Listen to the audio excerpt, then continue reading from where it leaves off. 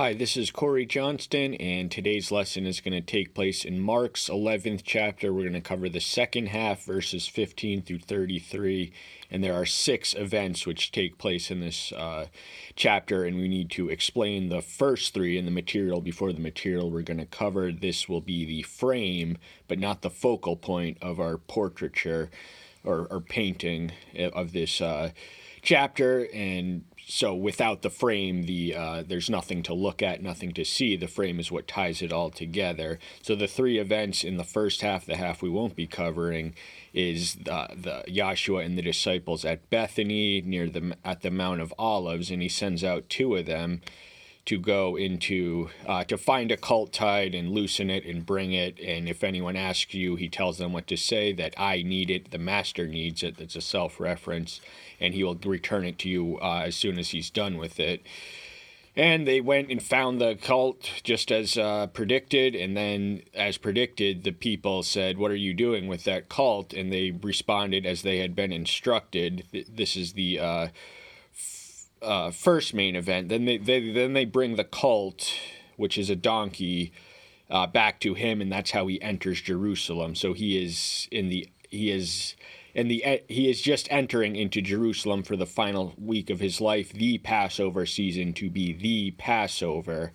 And he is initially greeted with a warm reception, and many spread their garments on the way, and others were cutting down branches from the trees and were spreading them on way. This is what we, in the Christian tradition, we come to know as Palm Sunday, because it was the Sunday before the Sunday when he was resurrected. And it was because of the palms, and this was a fulfillment of a prophecy of Zechariah. Mark doesn't mention it quite along the lines, but the other 2 synoptics do. And those going before and those following cried out, saying, "Hosanna, blessed is he who is coming in the name of Yahweh. Blessed is the coming kingdom of our father David, in the name of Yahweh. Hosanna in the highest." So they're singing and chanting Psalm 118:25, blessing him in open arms and loving reception. They seem to believe that this is the long-expected Messiah, but during the week he sort of disappoints a lot of their expectations, and the religious rulers, who are already, well by now, I think as soon as Mark's second or third chapter, they were determined to kill him, will turn the crowd against him. But it's initially a pleasant reception, but a pleasant beginning does not necessarily or automatically mean a pleasant end.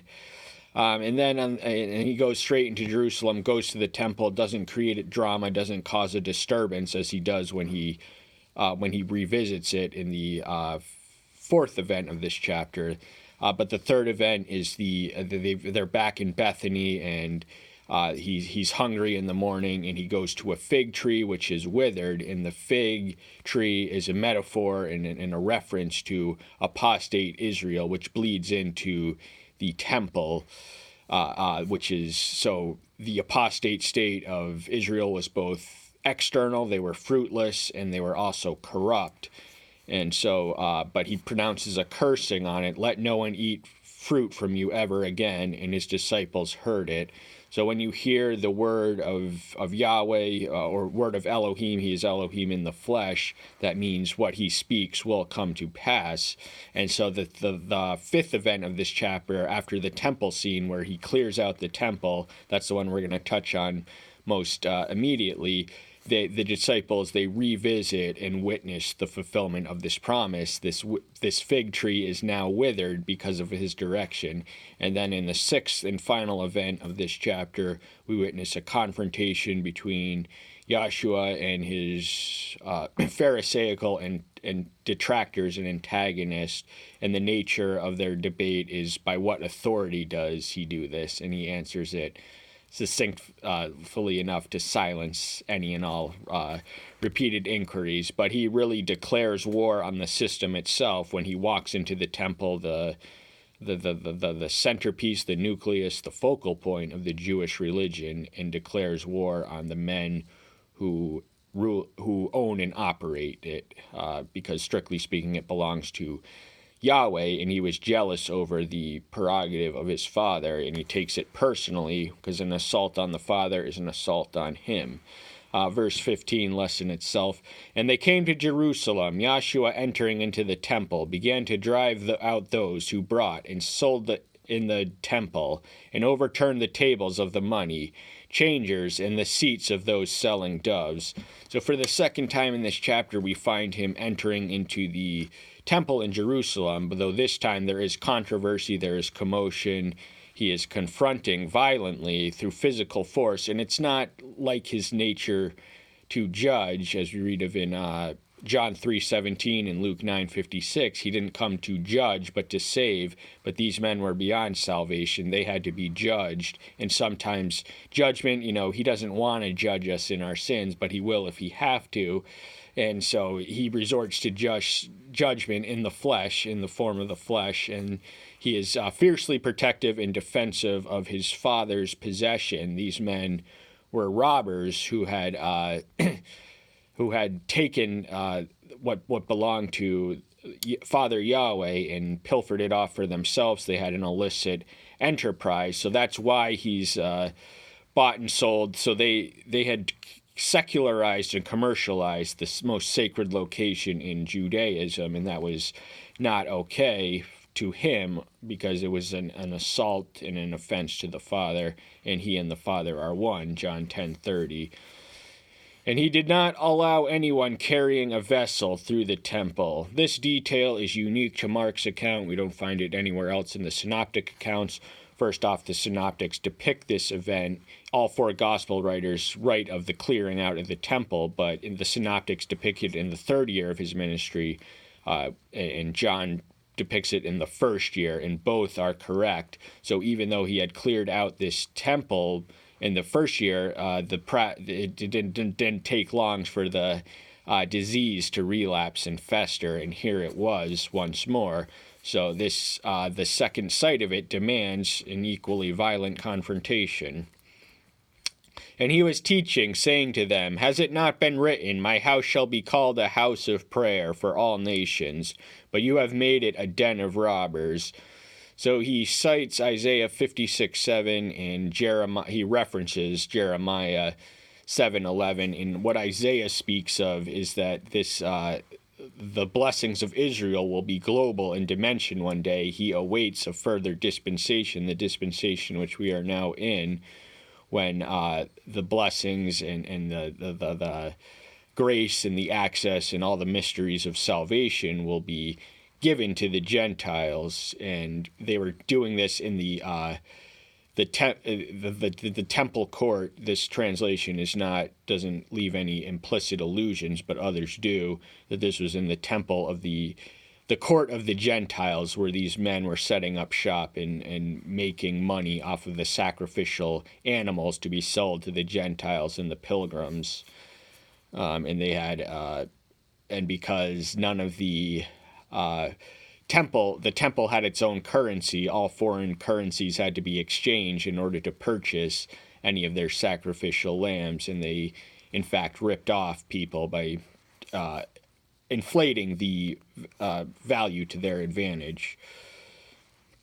And, so they had robbed two things. They had robbed the temple of its glory, and they had robbed Yahweh's rightful station, because that is where his sacred presence was supposed to be dwelt, but they are doing ungodly things in God's heart, and the beating heart of Yahweh, as the ancient Israelites saw it, was in the temple. That was the location, although not certainly his presence is not limited to, but it was the central location of his presence. And these men are literally on the heart, and they are contaminating and polluting the beating heart of Yahweh, on whose turf they are. When they commercialize, they are serving mammon in the house of Yahweh. In Matthew 6:24, no man can serve two masters. Ye cannot serve God or mammon. It's got to be one or the other. And these men were serving mammon in the direct eyesight and intimate proximity to the presence of divinity. And the scribes and the chief priests heard it, and they were seeking how to destroy him, for they feared him, because all the crowd was astonished at his teachings. So there's two types of people referenced: the scribes and the chief priests. These are the religious rulers of the Jewish system, and they are there at the temple, and it doesn't escape their notice. They hear about it, they don't quite see it, but now they want to know. They seek how to destroy him. They wanted to kill him. They had been for some time, at least as early in Mark's gospel. I think it's the second or third chapter when he heals on the synagogue, I think. But the crowd has a different response and reaction. They are astonished at his teachings, and the reason they're so astonished, we learn in Matthew's 7th chapter, was he spoke with authority. So the scribes and the Pharisees and the chief priests, they had transferred authority. They could quote authority, but he spoke with authority, and that ultimately forms the nature of their debate and dispute, which is the 6th section of Mark's 11th chapter. And when evening came, he went out of the city. So he leaves the city. He did what he had to do. Business there is concluded. He returns to Bethany, because there we meet this is the 5th event in Mark's chapter, the revisitation of the fig tree that the master had priorly pronounced his irrevocable curse upon. And in the morning, passing by, they saw the fig tree dried up from the roots. Now the they is the disciples, the apostles, the 12. They are traveling with him at all times. They are also the they of verse 1. They are the companions in the traveling. They, as disciples, they would have went wherever he went. So if he went out of the city, that's where they went, and that we can infer accurately that is to Bethany, the site and the location. The same fig tree dried up from the roots. It's, the fig tree is the same one that they had earlier witnessed, because remember, his disciples heard him pronounce the cursing of irrevocable fruitlessness. Then Peter, remembering, said to him, Rabbi, look, the fig tree which you cursed has withered. Peter is the spokesman of the 12. He's the most impulsive, but he's also the most loyal and loving of the 12 disciples, so he's usually their spokesman, and he has the friendly access. He speaks to Yahshua as a friend. He was, the friendliest one of them, and he tells them, the fig which you cursed has withered, just as you said, just as you promised. He's aware. He's just paying the due deference in the presence of the power of the one who had issued the curse and had executed that which he had issued. And Yahshua answered, said to them, have faith in Elohim. So it all boils down to a matter of faith. No matter what happens in the world, if we have faith, that is all we need to survive and sustain and overcome and triumph and emerge as more than conquerors, if we have faith. For truly I say to you that whoever says to this mountain, be removed and thrown into the sea, and does not doubt in his heart, but believes that what he says shall be done, he shall have whatever he says. So faith, as he sees it, as he describes it, and he embodies it, is in the force of unlimited power. Now the mountains he would have been referring to would have been the Mount of Olives, because remember, those are that is where Bethany, a town on the outskirts of what would be today, in our age of rapid urban growth, the suburbs, but it would have been a town. There would have been some distance between them. But the Mountain of Olives and the Dead Sea is within a stone's throw, figuratively speaking, from the city of Jerusalem. So the Dead Sea, it's Jerusalem, Mount of Olives, and then the Dead Sea, the lowest saltwater levels of any body of water on planet Earth. But if you have doubt in your heart, the faith is as limited as you make it. So if you allow any element of doubt in your heart, whether you think you can or you can't, you are correct. So faith is a principle of power and action. In order to unlock it, to propel it, we need a mustard seed of faith, which can grow into a force so powerful that we can uproot mountains and place them in the sea. If that's not necessary, but he's just showing the unlimited and infinite potential of faith as a power of principle and action. Because of this, I say to you, whatever you ask when you pray, believe that you receive them, and you shall have them. So once more, whether you think you can or you can't, you are probably correct. But the other New Testament verses frame this promise in the context of praying in his name, and we don't really read that, so we don't want to isolate this verse irresponsibly to suggest that we are automatically entitled to our every selfish whim and passionate desire just on the whim of a prayer. That is not the way this works. But if you have faith that you really deserve something and you want it bad enough, you have to have persistence and patience to plea for what you have. And, you will have them eventually. There are 3 answers that God gives in response to prayer: yes, no, and not yet. And the not yet, the living with mystery as to when it will come, is what it means, part of what it means to live by faith. And whenever you stand praying, if you hold whatever against anyone, forgive, so that your Father in the heavens shall also forgive you your trespasses. Now, there is some dispute as to the original inclusion of this in Mark's account, or of the 26th verse, actually. Yeah, that's the one we just covered. No, the 26th one is, the 25th, the one I just read, is authentic, so let's examine that. Forgiveness is much too precious a commodity to squander on the unforgiving. From divinity's lens point, for our point, we are to forgive in as much as we are able, no matter how much, if regardless of the worthiness of the recipient.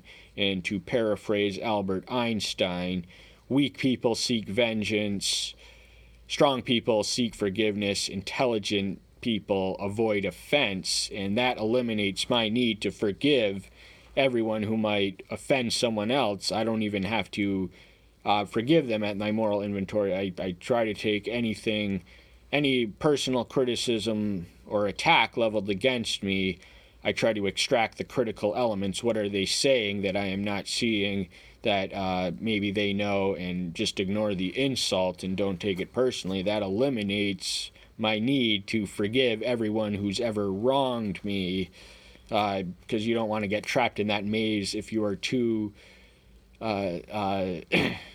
wrapped up in seeking to be forgiven, you will lose focus of forgiving others also as well. So we just want to hold the balance in proportion and perspective. But if you do not forgive, neither shall your Father in the heavens forgive your trespasses. So this is the verse which I earlier got tongue-tied over. This is the one that whose authenticity or originality of inclusion in the Mark's Gospel is subject to question. Some scholars think that it was just inserted in reference to Matthew 6:15 at a later date. We don't have a dog in that fight. We just want to present you with as much information as we can in less than 30 minutes. That's always our goal. This is how divinity forgives.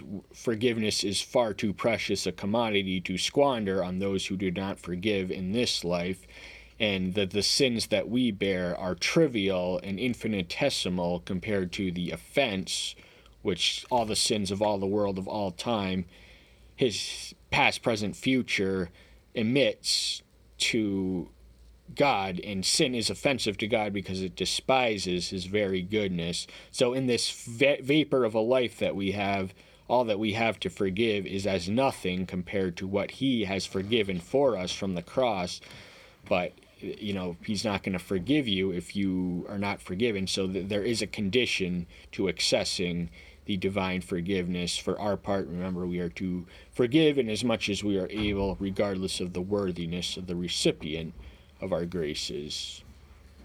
And forgiveness can end lots of conflicts. They can put the water down in the fire of any strife. It's more than merely good manners. It's good spirituality.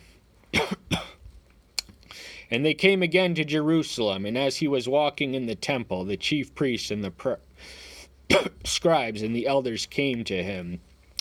So now they returned to Jerusalem for the third time. They went there the first two times. He went in and out of the temple, then returned to Bethany.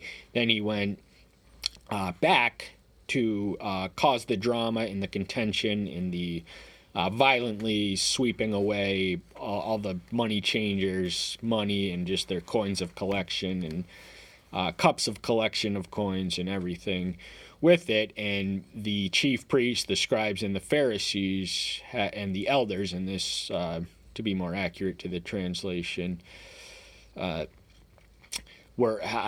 heard of what he had done. They had not seen it. If he had seen it, they may have died. He may have died on the spot. But they're determined to kill him, and now they're approaching him. So whenever they came to him, it is not in the positive sense of the word that we speak of coming to him. That means surrendering all, trusting all, forsaking all. I trust in him, faith acronym. But they were coming to him with nefarious intent and duplicitous agenda. And they said to them, "By what authority are you doing these? And who gave you this authority to do these?" So these were authorized men. They were the legal custodians and guardians. The Sanhedrin were the legal custodians and guardians of the Mosaic Law, and as such, they had both the right and the responsibility to investigate any man who claimed to be the Messiah. And Yahshua was far from unique. They had seen hundreds of these people come and go. And the writings of Josephus attest that the false messiahs were especially prolific in the period between his death and the destruction of the temple. But the temple would wither as surely as the tree. In 70 A.D. it would be no more. There hasn't been a temple in Jerusalem since, but it will be rebuilt and will be reconstructed, and that's where the anti-Messiah will sit on the throne there and declare himself Elohim. So the temple may or may not be built in yours and mine lifetime. And Yahshua answering said to so Yahshua, first off, he was not educated. He was not officially a rabbi. He was not formally educated in the rabbinical schools, yet he taught with authority. He was the best teacher because he had the best teacher. His authority came from his Father, and so that's how he knew everything that he knew. And Yahshua answering said to them, "I ask you one question, and answer me, and I shall say to you by what authority I do these." So the answering to their question is going to be determined by their answering to the question that he poses. So the authority, it could be, and that ultimately bleeds into, we've already discussed authority. The baptism of John, was it from the heavens or from men? Answer me. John the Baptist was his cousin, the ruler, the secular ruler, the Herod of Galilee had succeeded in killing him already. But he pointed the way and paved the path for the Messiah to come, and he came baptizing, and Israel hadn't seen a figure like him in over 460 years. 432 is when scholars date the writing of Malachi. Was his authority and the baptism which he gave. Now, what was so scandalous about the way John the Baptist baptized was he baptized born Jews who were equally in need of repentance and a newness of life, where that the ordinance was, well, it's called an ordinance in the Christian culture because Yahshua ordained it, but the initiation rite was not an original invention. That's what the Jews did. They dunked Gentile proselytes in the water, and then they became a Jew after they were circumcised. And they reason among themselves, saying, "If we say from the heavens, he shall say, then why do you not believe him? But if we say from men," they feared the people, for all held that John was a prophet indeed. So they consult among themselves before they answer. They are attacking him in a group, and they he answers their question as an individual and sends them to their own consultation, and they're trying to figure out how to answer that question. So he's showing that they do not speak with a unity of mind, and also if they say they're aware that many of the crowd, there is this dichotomy and divide. The crowd is astonished at his teaching. He has them in their corner, but the religious ruling authorities, they want to see him gone. They're determined to kill him, and they are investigating his claim, and he artfully evades the answering of that question. He was not being evasive. He was not being dishonest. He says, because they said to Yahshua, "We do not know." And Yahshua answering said to them, "Neither do I say to you by what authority I do these." So they couldn't answer the question. He's not going to answer their question. He had made it plain. He had established the foundation. He determined the direction of the debate by saying, "I will answer your question if you answer this for me." Because they didn't know the answer to that question, he was not obliged to answer their question. So his hour is approaching. They're already determined to kill him. His hour is the day of his death, the cross, and but it's not quite yet. So he artfully evades. And then the parables in the synoptics, we read a lot of information on the final week of their biographical protagonist's life, and the 12th chapter is really a series of parables and teachings, but that's all the time we have for today. I think we've covered much of Mark's 12th chapter, if not the whole, but we definitely haven't done the earlier half of this chapter. We'll save that one for another day. That's all the time we have for today. Thank you so much. I'm so glad you're here. Stay tuned until next time. I'll see you then. Bye-bye.